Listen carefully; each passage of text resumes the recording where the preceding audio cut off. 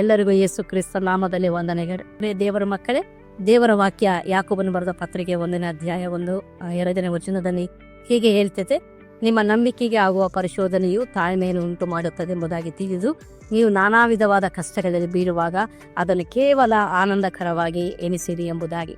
ನಾವು ನೋಡ್ತೇವೆ, ನಮ್ಮ ಜೀವನದಲ್ಲಿ ಏನಾದರೂ ಅನನುಕೂಲವಾದ ಪರಿಸ್ಥಿತಿಗಳು, ನಿರಾಶಾದಾಯಕ ಸನ್ನಿವೇಶಗಳು, ಕುಗ್ಗಿಸುವಂಥ ಪರಿಸ್ಥಿತಿಗಳು ಬಂದಾಗ ಅದಕ್ಕೆ ಏನು ಮಾಡಬೇಕು ನಮಗೆ ಗೊತ್ತಾಗೋದಿಲ್ಲ. ಅನೇಕ ಸಾರಿ ಚಿಂತೆ ಮಾಡ್ತೇವೆ, ಭಯಪಡ್ತೇವೆ, ಬೇರೆ ರೀತಿಯೆಲ್ಲ ಯಾಕೆ ಮಾಡ್ತಾ ಹೋಗ್ತೇವೆ. ಬಟ್ ದೇವರ ವಾಕ್ಯ ವ್ಯವಸ್ಥಿತೆ ನಮ್ಮ ಜೀವನದಲ್ಲಿ ಪ್ರತಿ ಪರಿಸ್ಥಿತಿ ಸಹ ನಮ್ಮ ನಂಬಿಕೆಗೆ ಆಗುವ ಪರಿಶೋಧನೆ ಎಂಬುದಾಗಿ, ಅದು ನಮ್ಮ ನಂಬಿಕೆಯನ್ನು ಪರೀಕ್ಷೆ ಮಾಡ್ತೈತೆ ಎಂಬುದಾಗಿ. ನಾವು ನಂಬಿಕೆ ಎಂಬ ಪರೀಕ್ಷೆಯನ್ನು ಗೆದ್ದರೆ ಆ ಪರಿಸ್ಥಿತಿಯನ್ನು ನಾವು ಜಯಿಸಿದಂಥವರಾಗ್ತೇವೆ.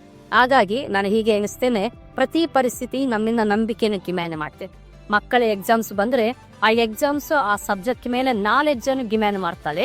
ಹಾಗೆ ನಮ್ಮ ಜೀವನದಲ್ಲಿ ಸಹ ನಮ್ಮ ಪರಿಸ್ಥಿತಿಗಳನ್ನು, ಯಾವುದೇ ಪರಿಸ್ಥಿತಿ, ಯಾವುದೇ ಸಮಸ್ಯೆಗಳನ್ನು ನಾವು ಜಯಿಸಬೇಕಾದ್ರೆ ಕ್ರಿಸ್ತ ನಂಬಿಕೆಯಲ್ಲಿ ನಾವು ದೃಢವಾಗಿ ನಿಂತು ಸ್ಥಿರವಾದ ನಂಬಿಕೆ ನಿಲ್ಲುವಂಥದ್ದಾದರೆ ಪ್ರತಿ ಪರಿಸ್ಥಿತಿಯಲ್ಲಿ ದೇವರು ವಿಶೇಷವಾದ ಜಯವನ್ನು ನಮಗೆ ಕೊಡುವಂಥವರಾಗಿರ್ತ. ಆದೋದ್ರಿಂದ ನಾನು ಹೇಳುವಂಥದ್ದೇನೆಂದರೆ, ನಂಬಿಕೆಯಲ್ಲಿ ಸ್ಥಿರವಾಗಿರಿ. ದೇವರ ವಾಕ್ಯ ಕೊಡುವ ಕ್ರಿಸ್ತನಲ್ಲಿ ಒಂದು ನಂಬಿಕೆಯನ್ನು ದೃಢವಾಗಿ ಇಟ್ಟುಕೊಳ್ಳಿರಿ.